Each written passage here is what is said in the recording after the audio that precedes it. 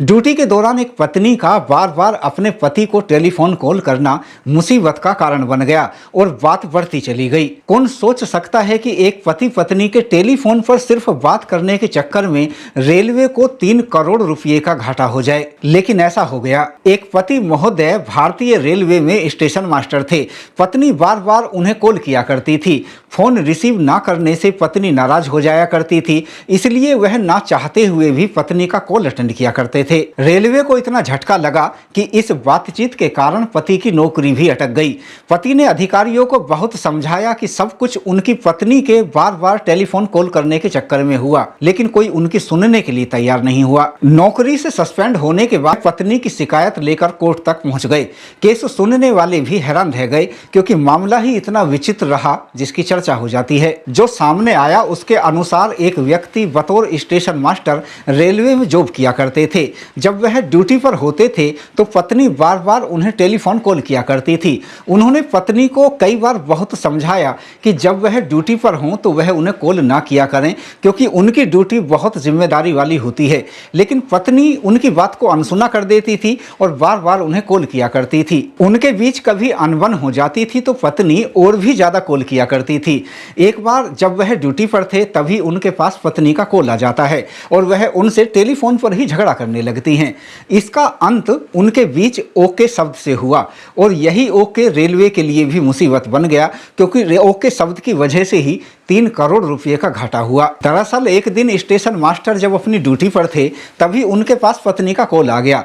उनके दूसरे हाथ में ऑफिस का फोन था, जिस पर वह अगले स्टेशन मास्टर के साथ गाड़ी को सिग्नल देने के संबंध में महत्वपूर्ण बातचीत कर रहे थे। वह नहीं चाहते थे कि पत्नी का कॉल अटेंड करें, लेकिन पत्नी कहीं नाराज ना हो जाए, इसलिए उन्होंने ना चाहते हुए भी पत्नी का कॉल अटेंड कर लिया और इसके बाद वह बारी बारी से स्टेशन मास्टर व पत्नी के साथ बातचीत करने लगे। नाराज पत्नी ने रेलवे स्टेशन मास्टर से कहा कि घर आ जाओ, आज तुम्हारे साथ तभी अच्छे से बातचीत करूंगी।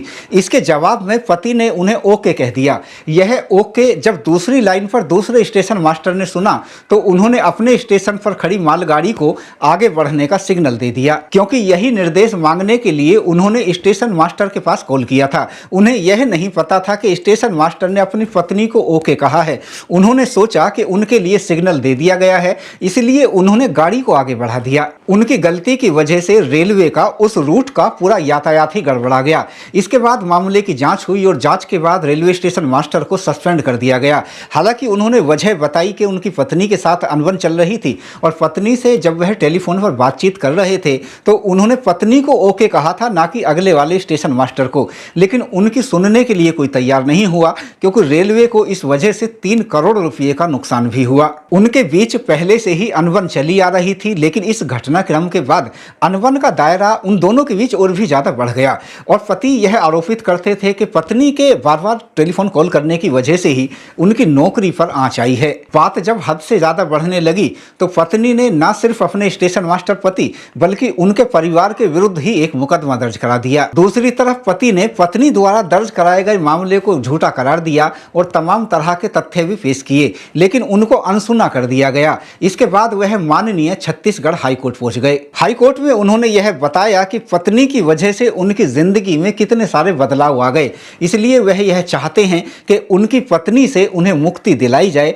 और उन्होंने तलाक की अर्जी दायर कर दी। तलाक की अर्जी को माननीय हाईकोर्ट ने स्वीकार कर लिया और उसके बाद जब इस पर सुनवाई होती है और सुनवाई में जो यह तथ्य आए कि रेलवे को 3 करोड़ का घाटा और पत्नी के द्वारा बार बार पति को टेलीफोन कॉल किया जाना, इसके बाद यह मामला चर्चाओं में आ गया। कौन सही है कौन गलत है यह फैसला करने का काम माननीय न्यायालय का है, लेकिन पति की उस याचिका को स्वीकार कर लिया गया है जिसमें वह पत्नी से तलाक चाहते हैं और इसके साथ ही इस मामले की चर्चा हो जाती है।